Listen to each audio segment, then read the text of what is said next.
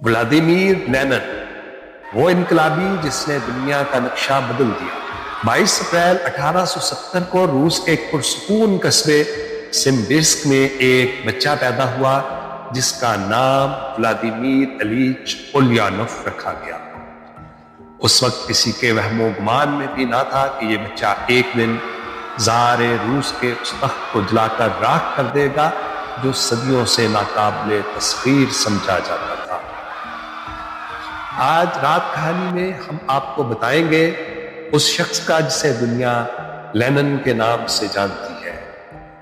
एक ऐसा नाम जिसने सिर्फ एक मुल्क नहीं बल्कि पूरी दुनिया की सियासत और सोच को दो हिस्सों में बांट दिया।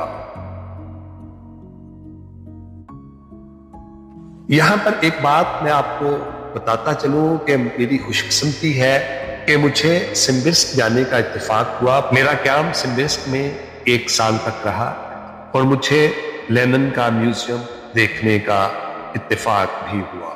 लेनिन की जिंदगी में सबसे बड़ा मोड़ तब आया जब वो महज 17 साल का था। उसके बड़े भाई अलेक्जेंडर को ज़ारे रूस के कत्ल की साजिश के इल्जाम में फांसी दे दी गई। ये लेनिन के लिए सिर्फ एक जाती सदमा नहीं था बल्कि एक ऐलाने जंग था। रिवायत है कि भाई की मौत पर लेनिन ने रोते हुए नहीं बल्कि गुस्से में कहा था, हम उस रास्ते से नहीं जाएंगे, हमारा रास्ता अलग होगा। उसने जज्बाती दहशतगर्दी के बजाय नस्लियाती इनकलाब का रास्ता चुना। उसने कार्ल मार्क्स की किताबों को अपना हथियार बनाया और ये अहद किया कि वो उस निजाम को जड़ से उखाड़ फेंकेगा जो गरीबों का खून चूसता है।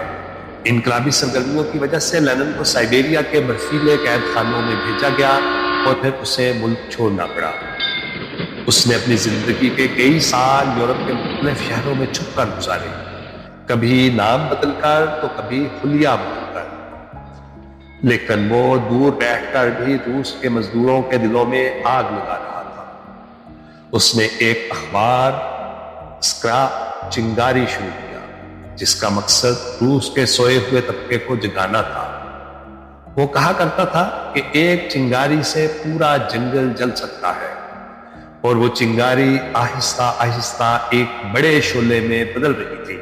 1917 पहली जंग अजीम अरूज पर थी। रूस अंदरूनी तौर पर टूट रहा था। लेनिन स्विट्जरलैंड में था और उसे हर सूरत रूस पहुंचना था। यहां तारीख का एक दिलचस्प वाकया पेश आया। जर्मनी जो रूस का दुश्मन था उसने सोचा कि अगर लेनिन रूस पहुंच गया तो वहां खाना जंगी शुरू कर देगा और रूस जंग से बाहर हो जाएगा। चुनाचे जर्मनों ने लेनिन को एक खुफिया बंद ट्रेन में बिठाया और दुश्मन मुल्क के रास्ते उसे रूस पहुंचा दिया। जब यह ट्रेन पेट्रोग्राड के स्टेशन पर रुकी तो वहां हजारों मजदूर अपने लीडर के इंतजार में खड़े थे। लेनिन ने ट्रेन से उतरते ही जो तकरीर की उसने रूस की तारीख का रुख मोड़ दिया। 25 अक्टूबर 1917 की वो रात जब लेनिन के वफादारों यानी बोल्शेविकों ने शाही महल विंटर पैलेस पर धावा बोल दिया। कोई गोली नहीं चली, कोई बड़ा खून खराबा नहीं हुआ, मगर देखते ही देखते सदियों पुरानी ज़ारे रूस की सल्तनत रेत की दीवार साबित हुई। लेनिन ने दुनिया की पहली सोशलिस्ट रियासत की बुनियाद रखी। उसने कहा, हमें रोटी, जमीन और अमन चाहिए।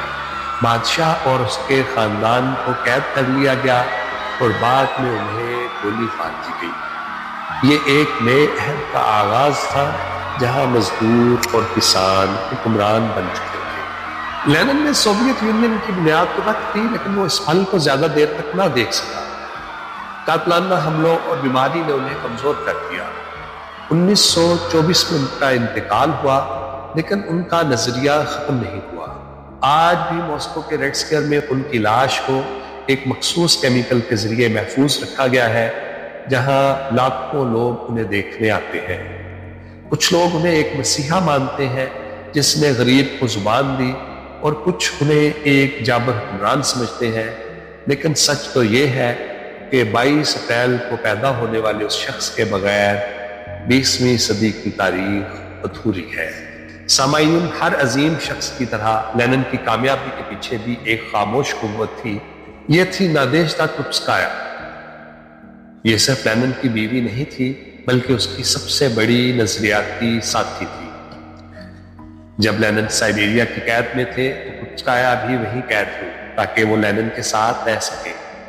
انہوں نے قید خانے کی تنہائی میں بیٹھ کر انقلاب کے منصوبے بنائے۔ کرپسکایا وہ خاتون تھی جو لینن کے خفیہ پیغامات کو کوڈ ورڈز میں لکھتی تھی تاکہ پولیس انہیں پکڑ نہ سکے۔ ان کی محبت رومانوی سے زیادہ انقلابی تھی۔ انقلاب کے بعد لینن کی زندگی پھولوں کی سیج نہیں تھی۔ اگست 1918 میں جب لینن ایک فیکٹری میں تقریر کر کے نکل رہے تھے ان پر ایک قاتلانہ حملہ ہوا۔ فانی کپلان نامی ایک خاتون نے لینن پر 3 گولیاں چلائیں۔ 2 گولیاں لینن کو لگی، ایک کندھے میں اور دوسری پھیپھڑوں کے قریب۔ لینن نے ہسپتال جانے سے انکار کر دیا کیونکہ انہیں ڈر تھا کہ وہاں ان کے دشمن موجود ہوں گے۔ وہ اپنے اپارٹمنٹ میں ہی زیر علاج رہے۔ حیرت کی بات یہ ہے کہ ڈاکٹروں نے ان کے جسم سے گولی نہیں نکالی کیونکہ وہ دل کے بہت قریب تھی۔ وہ گولی ان کی موت تک ان کے جسم کا حصہ رہی۔ اسی لمحے نے لینن کی صحت کو ہمیشہ کے لیے تباہ کر دیا اور ان کی قبل از وقت موت کی بڑی وجہ بنی۔ سامعین، لینن کے انقلاب کو سمجھنے کے لیے ہمیں اس وقت کے روس کے ایک عام کسان کی جھونپڑی میں جھانکنا ہوگا۔ 19ویں صدی کے آخر میں روس کا کسان جسے موزک کہا جاتا تھا عملی طور پر ایک غلام تھا۔ تصور کیجئے ایک طرف سینٹ پیٹرزبرگ کے عالی شان محلات ہیں جہاں زار روس کے دسترخوان پر دنیا کی مہنگی ترین نعمتیں چنی جاتی تھیں، اور دوسری طرف میلوں دور پھیلے ہوئے برفیلے گاؤں ہیں جہاں قحط کا راج تھا۔ کسانوں کے پاس زمین نہیں تھی، وہ شاہی خاندان اور بڑے زمینداروں کے رحم و کرم پر تھے۔ یا فصل خراب ہوتی تو کسانوں کے پاس کھانے کو بیج تک نہ بچتا۔ لوگ درختوں کی چھال کھا کر گزارا کرتے۔ عام کسان زار روس کو خدا کا نمائندہ تو مانتا تھا، لیکن جب اس کے بچے بھوک سے مرنے لگے تو اس کا یہ عقیدہ ٹوٹ گیا۔ اس اداسی اور بھوک نے لینن کے نظریات کے لیے وہ زمین تیار کی جہاں انقلاب کی فصل اگنی تھی۔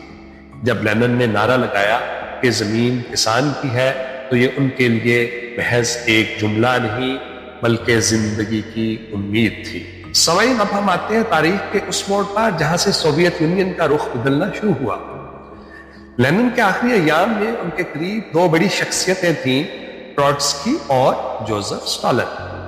لینن جو اب بیماری کی وجہ سے بستر سے لگ چکے تھے، اسٹالن کے بڑھتے ہوئے اثر و رسوخ اور ان کے سخت رویے سے پریشان تھے۔ اسٹالن اس وقت پارٹی کے سیکرٹری جنرل بن چکے تھے اور وہ لینن تک پہنچنے والے ہر پیغام کو فلٹر کر رہے تھے۔ یہاں تک کہ ایک بار اسٹالن نے لینن کی اہلیہ کرپسکایا سے فون پر بدتمیزی کی، جس پر لینن اس قدر غصے میں آئے کہ انہوں نے اسٹالن سے تعلقات ختم کرنے کی دھمکی دے دی۔ وفات سے کچھ عرصہ پہلے لینن نے ایک خفیہ خط لکھا جسے لینن کی وصیت کہا جاتا ہے۔ اس خط میں انہوں نے پارٹی کو خبردار کیا، اسٹالن بہت زیادہ سخت مزاج ہے، وہ اپنی طاقت کا صحیح استعمال نہیں جانتا۔ میرا مشورہ ہے کہ اسٹالن کو اس کے عہدے سے ہٹا دیا جائے اور اس کی جگہ کسی ایسے شخص کو لایا جائے جو زیادہ صابر اور وفادار ہو۔ لیکن افسوس، لینن کی یہ وصیت ان کی وفات کے بعد دبا دی گئی اور اسٹالن نے اقتدار پر قبضہ کر لیا۔ اگر اس وصیت پر عمل ہو جاتا تو شاید روس کی تاریخ کچھ اور ہوتی۔ سامعین، لینن 1924 میں فوت ہوئے، لیکن وہ آج بھی ماسکو کے ریڈ اسکوائر میں ایک شیشے کے تابوت میں اس طرح لیٹے ہیں جیسے ابھی جاگ جائیں گے۔ یہ دنیا کا انوکھا ترین میوزیم ہے۔ لینن کی لاش کو محفوظ رکھنے کے لیے روسی سائنسدانوں نے ایک خاص طریقہ ایجاد کیا جسے ایمبیلمنگ کہتے ہیں۔ یہ کوئی عام ممی بنانے کا طریقہ نہیں ہے۔ ہر سال اس مقبرے کو کچھ دنوں کے لیے بند کر دیا جاتا ہے اور لینن لیب کے ماہرین لاش کو ایک خاص کیمیکل کے ٹب میں غسل دیتے ہیں۔ یہ محلول پوٹاشیم ایسیٹیٹ، گلیسرین اور دیگر قیمتی اجزاء پر مشتمل ہوتا ہے۔ ماہرین نہ صرف کیمیکلز کا توازن برقرار رکھتے ہیں بلکہ وہ لاش کے اعضاء کو بھی لچکدار رکھتے ہیں تاکہ وہ سوکھ کر ہڈی نہ بن جائے۔ ہر چند سال بعد ان کے کپڑے تبدیل کیے جاتے ہیں۔ یہ سائنسی عمل اتنا مہنگا اور پیچیدہ ہے کہ اس پر سالانہ کروڑوں روپے خرچ ہوتے ہیں۔ روس کے لیے لینن صرف ایک انسان نہیں بلکہ ان کے نظریے کی وہ زندہ علامت ہے جسے وہ کبھی مٹنے نہیں دینا چاہتے۔